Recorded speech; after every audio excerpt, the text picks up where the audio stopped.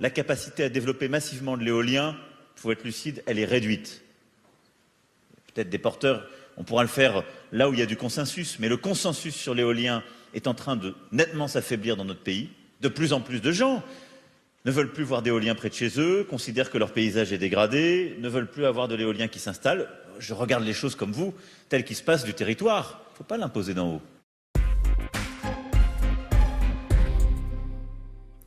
C'était au Forum national sur l'écologie dans les territoires le 14 janvier dernier à Pau. Le président Emmanuel Macron exprime très clairement ses doutes sur le développement massif de l'éolien terrestre.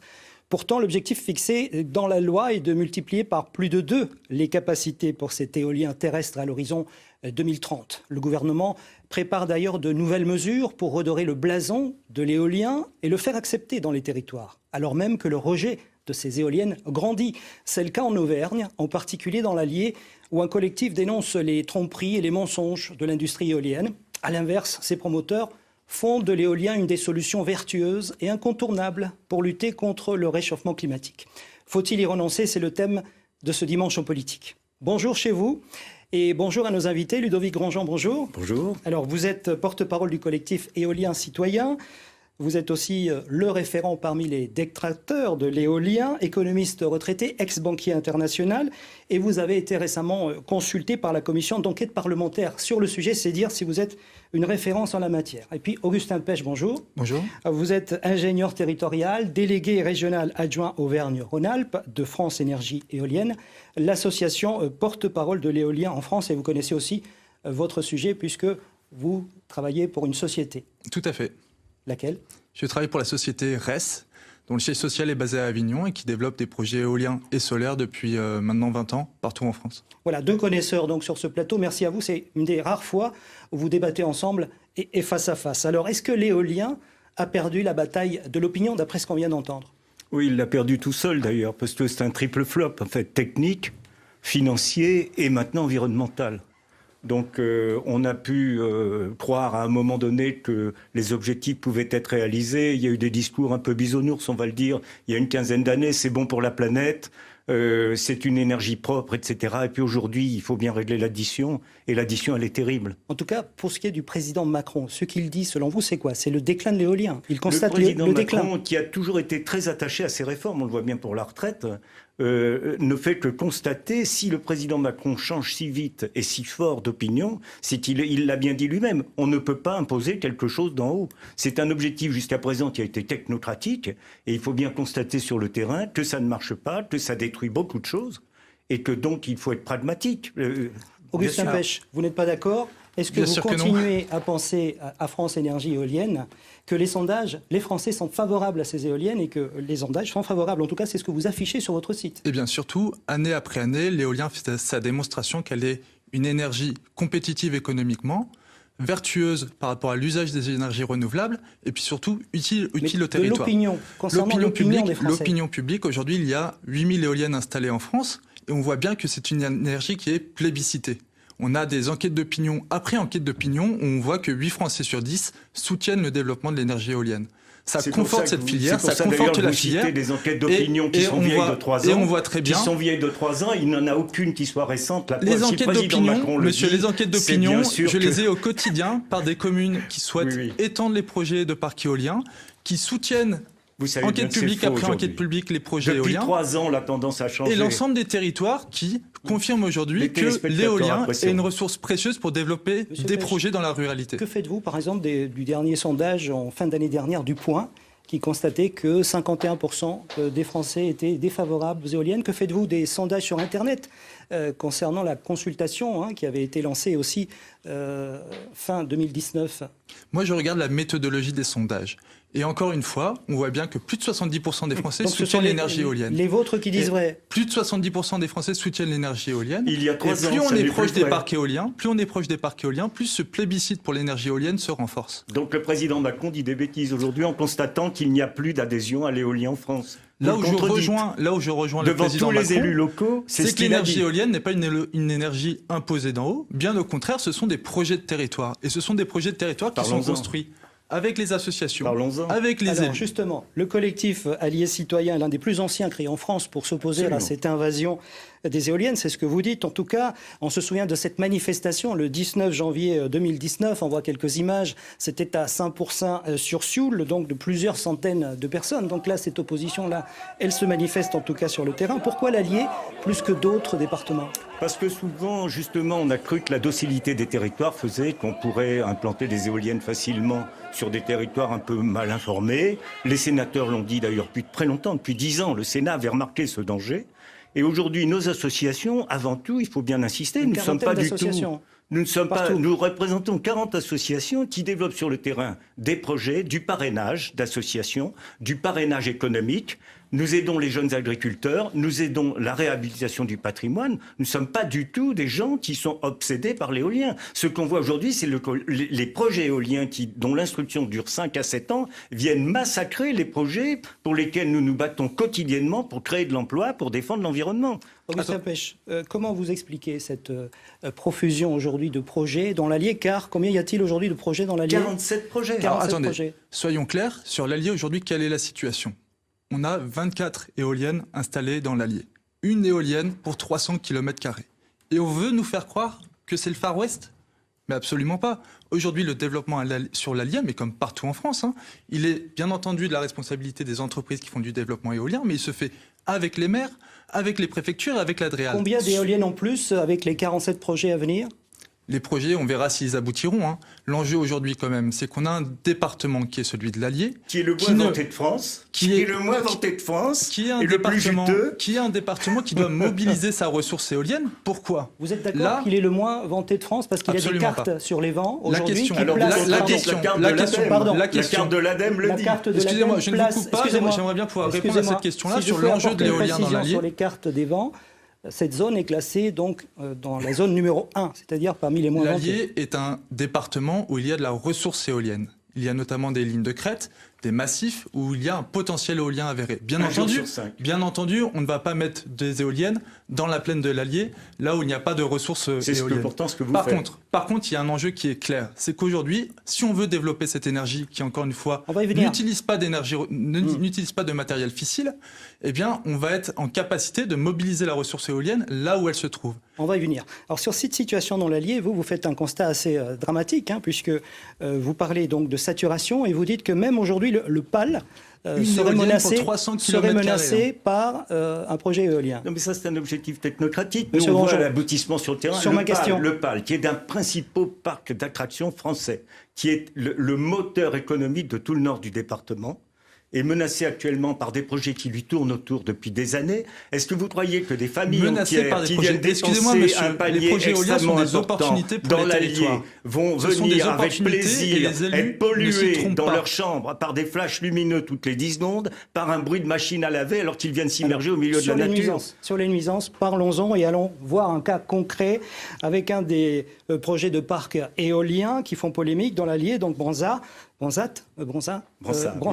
Une de nos équipes s'est rendue sur place. Regardez donc ce reportage de Cyril Genet et Stéphanie Vino.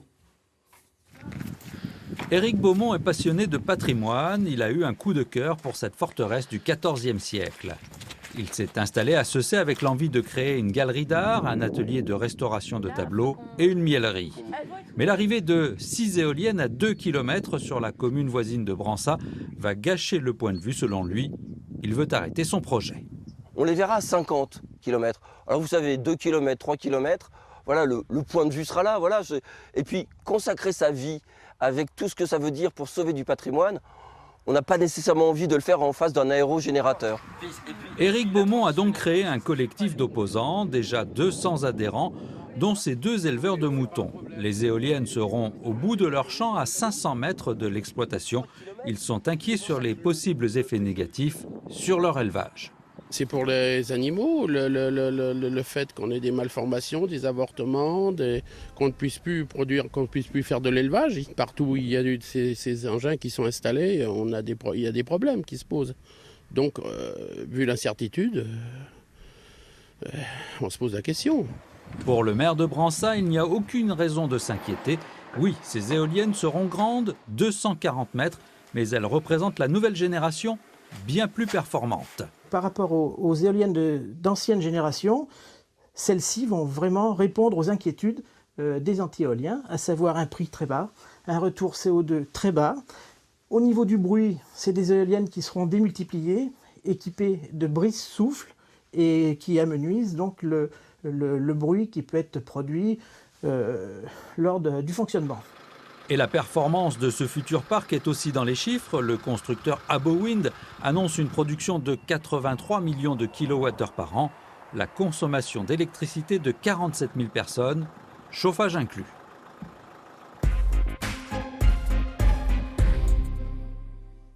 Voilà donc un cas emblématique des arguments avancés sur le terrain. Alors, pêle-mêle, donc le fort impact des nuisances sonores. Le collectif d'ailleurs et le Conseil général de l'Allier demandent que la distance minimum des habitations actuellement, donc les éoliennes doivent être à 500 mètres minimum, soit portée à 10 fois la hauteur de ces éoliennes, pales comprises.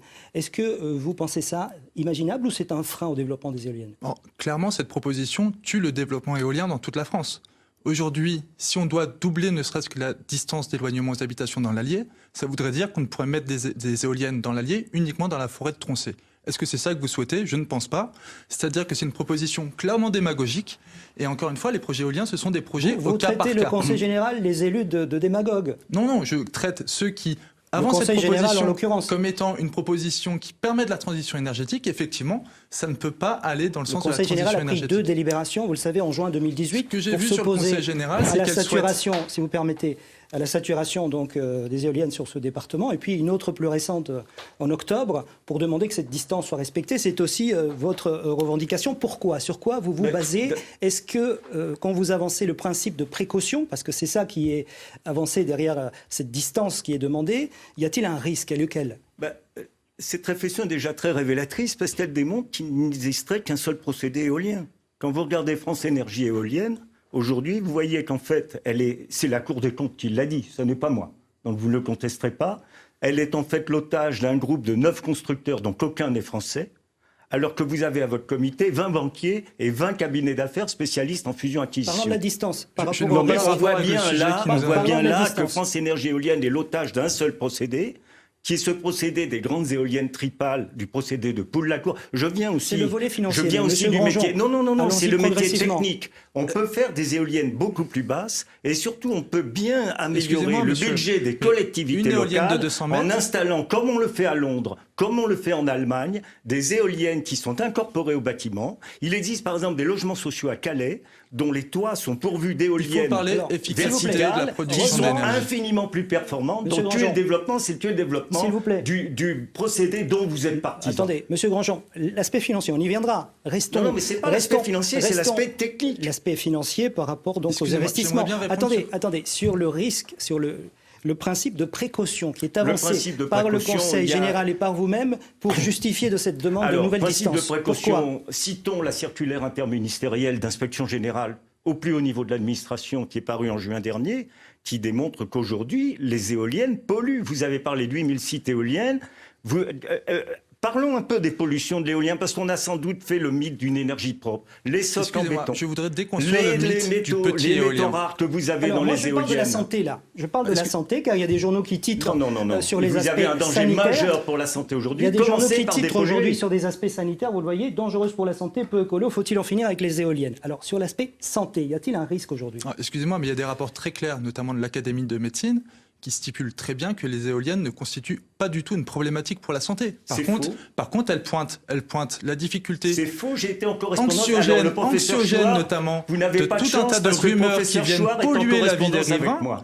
Et par contre, dès qu'on est dans des dialogues, dans de la médiation, dans des dispositifs de concertation territoriale, on voit bien que ces peurs, elles s'estompent. Citez-le. Le professeur Chouard est en correspondance avec moi. Et j'aimerais bien répondre sur la question des 500 mètres. Non, mais vous ne me répondez pas, monsieur. Le professeur Chouard vous n'êtes pas le journaliste qui anime ce débat du rapport de l'Académie de médecine. Un peu d'ordre parce que le temps passe et on ne pourra pas développer tous les arguments. Donc allez-y. S'il vous plaît, sur la question des 500 mètres, il faut être clair. Les projets éoliens sont du cas par cas. Aujourd'hui, on a une distance minimale qui est celle de l'éloignement à 500 mètres des habitations, mais selon les reliefs, selon les projets, eh bien effectivement... Alors expliquez-nous pourquoi le Danemark, qui est en pointe en matière éolienne, a déjà introduit la notion de risque par rapport aux infrasons des nouvelles éoliennes plus hautes dans le cadre des distances minimums qui sont appliquées dans ce pays. Eh bien, sur cette question, encore une fois, des 500 mètres, aujourd'hui, ça exclut 70% du territoire français pour le développement éolien. Vous répondez pas sur la question. Sur la question de la santé, je vous ai répondu par rapport au rapport de l'Académie des médecines, qui est assez clair. Donc, le Danemark, et puis, c'est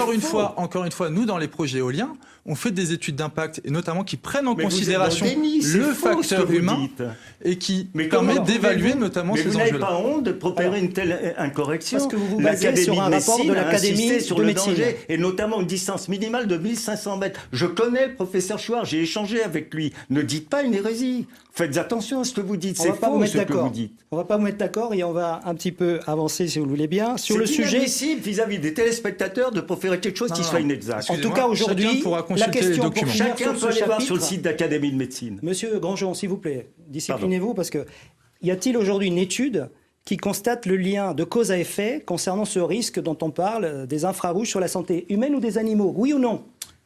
Alors, l'AFSET s'est beaucoup interrogé et a confié son désarroi parce qu'il n'existe pas de normes sérieuses en France de mesure des infrasons. Le Danemark, qui a beaucoup d'avance, vous le reconnaîtrez aussi, qui est un pays qui a même beaucoup d'avance sur l'équipement éolien, a intégré ces dangers maintenant en nommant expressément les infrasons. La Finlande vient de le faire aussi. Il y a un alignement progressif européen sur la prise en compte d'un certain nombre de phénomènes acoustiques et vibratoires. Excusez-moi, mais aujourd'hui, on a quand même 8000 éoliennes installées en France. À 8 000 éoliennes installées en France. À dépolluer. D'accord. Non, ce n'est pas des pollutions, ce sont des opportunités encore. Et on voit très bien sur l'ensemble des territoires qui accueillent ces éoliennes-là. Avançons, parce qu'on ne va pas en sortir. Je savais bien que c'était un sujet passionné et polémique. Alors, sur le sujet de la dépréciation immobilière dans l'Allier, en l'occurrence, on a vu le cas dans ce sujet des habitations à proximité. Là aussi, vous êtes quand même assez... vous parlez que... vous dites qu'on y vit des drames analogues à ceux des subprimes aux États-Unis par rapport à cette dépréciation immobilière. C'est vrai, ça? Alors, mais absolument pas. Excusez-moi, mais si on regarde les départements, les régions même qui sont le plus pourvues en éoliennes, donc le Grand Est et les Hauts-de-France, ce sont les régions motrices sur l'éolien, eh bien, on ne remarque absolument pas une dépréciation de la valeur immobilière sur ces régions. On est dans le déni complet. Interroger n'importe quelle agence immobilière, vendre une maison qui est à une distance à vue d'une éolienne, c'est impossible. Le village de la Prugne, vous citez La Prugne, à la moitié qui développent des lotissements, qui développent des lotissements avec vue sur leur parc éolien, où ces parcs éoliens sont valorisés, et ça pose absolument aucun problème pour attirer des nouvelles populations. N'importe quelle agence immobilière. Vous achèteriez un bien avec des éoliennes à 500 mètres de chez vous? Pourquoi pas? D'accord, pourquoi pas. Et vous serez seul. Vous le vivez, je crois, non, monsieur Grandjean? Non, mais il sera seul. Vous le vivez, vous? Mais bien sûr qu'on le vit. Il y a des couples qui vivent des drames, qui sont mutés, qui n'arrivent pas à vendre leur maison à moins de la moitié de leur valeur. Vous savez très bien. S'agrandir, et notamment parce qu'elles ont été en capacité de créer des services qui répondent aux besoins de ces populations. Dans votre technocratie, vous avez un mépris profond pour la population locale. Mais absolument pas. Mais c'est absolument je vous permets pas. S'il vous plaît, restant correct. Alors, l'éolien... Et le Conseil général de l'Allier. L'éolien, autre critique qui est avancée, vous vous opposez bien sûr et vous inscrivez en faux, est peu écolo, avec des éléments pas recyclables, un désastre écologique, disent ses opposants.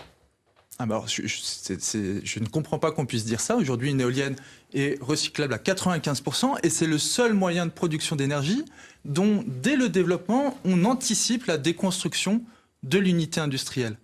Voilà. Ça, c'est clair. Alors... L'éolien, par-dessus le tout, quand même, n'utilise pas de matière première pour sa production. Quand même, c'est une évidence qu'aujourd'hui, il faille utiliser cette énergie éolienne pour produire de l'énergie. Le rapport interministériel de l'inspection générale, du ministère de la Transition écologique et du ministère des Finances, vous asseyez dessus. Mais excusez-moi, regardez les rapports de l'ADEME. Regardez les rapports de l'ADEME. La structuration de la filière du recyclage éolien. Non, vous m'empêchez de vous répondre là. Je peux répondre. C'est un enjeu pour les territoires. Les 2000 tonnes de béton par éolienne, le ministère vient de dire qu'il fallait les enlever. Vous avez prétendu depuis 7 ans. France Énergie avec pollution des sols. Vous allez devoir indemniser les propriétaires. Vous allez vous retrouver avec plusieurs centaines de procès. Vous le savez. Je veux répondre sur cette question des fondations. Il y a beaucoup de procès en cours. Vous êtes d'accord là-dessus? Excusez-moi, mais sur la question des fondations, est-ce qu'il y a beaucoup de procès? Est-ce qu'il y a beaucoup de procès?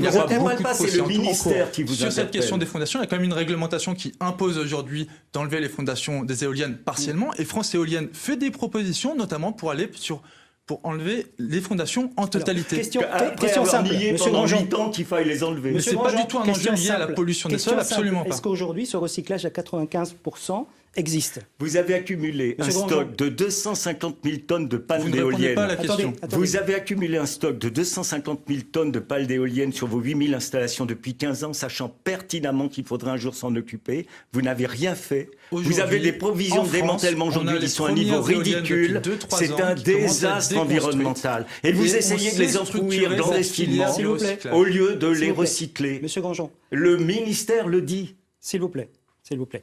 En tout cas, ce qui est vrai, on en reviendra peut-être en fin d'émission, le gouvernement a pris un certain nombre de mesures, de propositions, et parmi ces propositions, il y a l'obligation de rendre obligatoire d'ici 2023, Monsieur Pech, le recyclage des matériaux des éoliennes. Donc aujourd'hui, ce n'est pas le cas. On est d'accord là-dessus au moins? Est-ce qu'on est d'accord? Aujourd'hui, il y a une filière du recyclage qui se structure. Est-ce qu'on est d'accord là-dessus, sur cette remarque?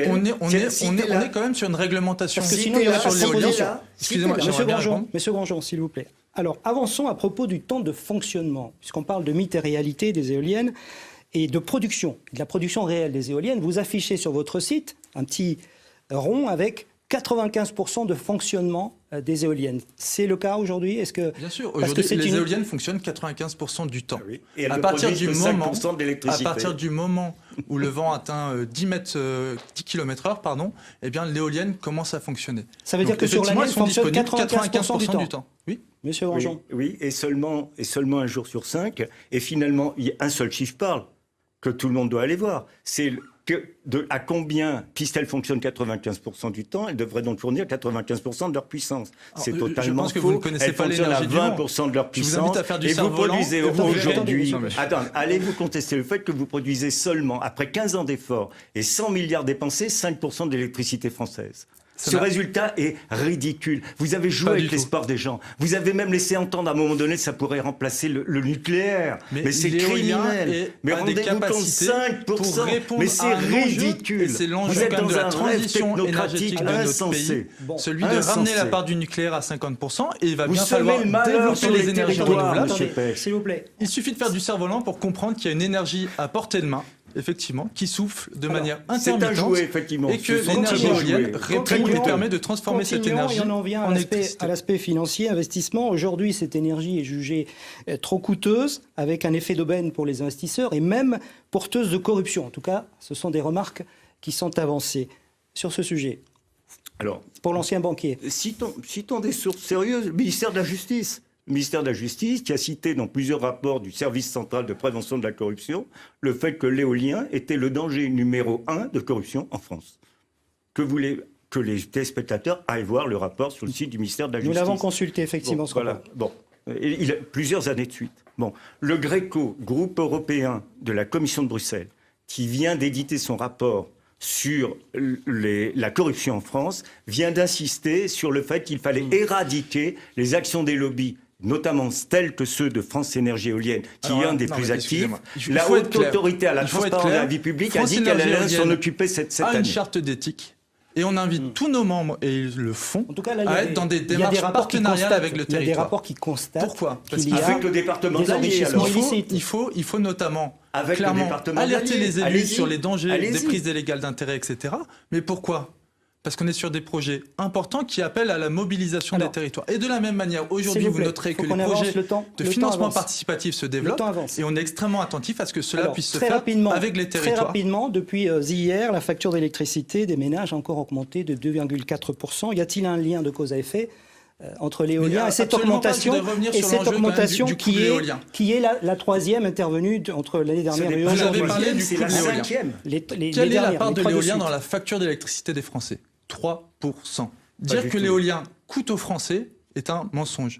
L'éolien est un investissement d'avenir. Encore une fois, je vous rappelle qu'une éolienne permet d'économiser chaque année 1 mètre cube de déchets radioactifs qu'on n'aura pas à retraiter par hasard. Alors, c'est la 5e augmentation d'électricité cette année. 5e. Pas cette année. La facture d'un ménage est passée de 900 € à 1 400 €. Imaginez quand on est au SMIC ce que ça représente comme privation, comme jouer en moins Noël, comme de vacances. Il n'y a aucune relation avec l'éolien. Il y a tous les... Alors vous contredites la Cour des comptes. Vous contredites encore la Commission de régulation de l'énergie. Et sans compter que les Gilets jaunes sont sortis dans la rue l'année dernière pour la taxe sur l'essence, qu'on avait trouvé malin de facturer pour financer le trou que vous avez S'il vous creusé plaît, depuis 10 ans, regardez, qui est de 12 milliards. s'il vous plaît, regardez ces Aujourd'hui, faut chiffres. comparer ce qui est comparable. Regardez ces L'énergie chiffres. éolienne, Regardez il ces faut chiffres, dire s'il vous plaît. compétitive en France. Monsieur Grandjean. Économiquement, Monsieur l'énergie Pech, s'il vous éolienne est plaît. une des Regardez énergies ces les plus chiffres, les gens ne compétitives. comprennent pas. On se rapproche S'il vous du plaît. coût Regardez au ces kilowattheure chiffres. de l'énergie nucléaire. Regardez ces chiffres, je vais y arriver. Donc, en ce qui concerne l'éolien terrestre, voilà les prévisions. Donc, aujourd'hui, 16 gigawatts, donc avec 8000 éoliennes. À l'horizon 2028, 32, de 13 à 15 000 éoliennes. Et puis, pour cet autre chiffre concernant la facture de l'éolien, donc aujourd'hui, on estime le coût à l'horizon 2030 entre 72 à 90 milliards, donc pour 15% de la production électrique à venir. C'est ce qu'on estime en 2030, contre près de 6% aujourd'hui. Alors, est-ce que c'est un bon investissement, encore une fois? Et ensuite, on terminera avec les mesures du gouvernement, on n'aura pas le temps. Alors, juste, il faudrait rappeler un petit peu la réalité aujourd'hui du pays. On est sur un pays qui importe chaque année 9000 tonnes de matières radioactives. Il y a un enjeu qui est celui de diversifier la production d'énergie. Est-ce que ce coût vous paraît important quand on le ramène à 3% de la facture d'électricité des ménages, 3% de la facture d'électricité des ménages, de la production nucléaire, par vous ne la rapport à remplacerez pas. par rapport à l'enjeu qui est celui de la transition Vous jouez avec énergétique. l'espoir des Il gens. ne s'agit pas de supprimer Vous le n'avez nucléaire pas en honte de France. jouer avec Mais l'espoir aujourd'hui, il y a des gens. des engagements politiques qui sont celui de ramener la part de l'électricité Alors, on va nucléaire pas à vous mettre d'accord. 50% du mix En tout cas, énergétique. le Tenons ces gouvernement lui, engagements. a pris des mesures donc avec cette PPE. Et ces mesures sont les suivantes. Pour rendre cet éolien acceptable, réduire les nuisances lumineuses, arrêter donc un protocole pour mesurer ce qui vous oppose les niveaux de bruit générés, rendre obligatoire d'ici 2023 le recyclage des matériaux donc des éoliennes, équilibrer au niveau national aussi la répartition des parcs éoliens et d'autres propositions sont à venir. Ma dernière question, faut-il donc en finir avec l'éolien ou au contraire le rendre acceptable? Très rapidement. Je viens de ce métier, j'ai honte de la caricature que vous en avez faite. Il existe de vrais professionnels éoliens, et j'en suis. Vos principaux détracteurs aujourd'hui sont vos meilleurs amis d'hier, y compris les écologistes, comme Delphine Batho, qui a fait plus pour vous en tant que ministre que tous les autres. Je n'ai rien d'autre à dire. Monsieur Pech. Eh bien, je pense que les territoires parlent pour eux. Et aujourd'hui, on a des territoires qui sont pourvus en éoliennes, qui anticipent le renouvellement de leur parc éolien, voire l'extension. Et clairement, si on veut tenir ces engagements de la transition énergétique, il va falloir, bien entendu, développer l'énergie éolienne là où cette ressource est disponible. En tout cas, je le disais, on ne va pas vous mettre d'accord. Je rappelle ces mesures donc, du gouvernement.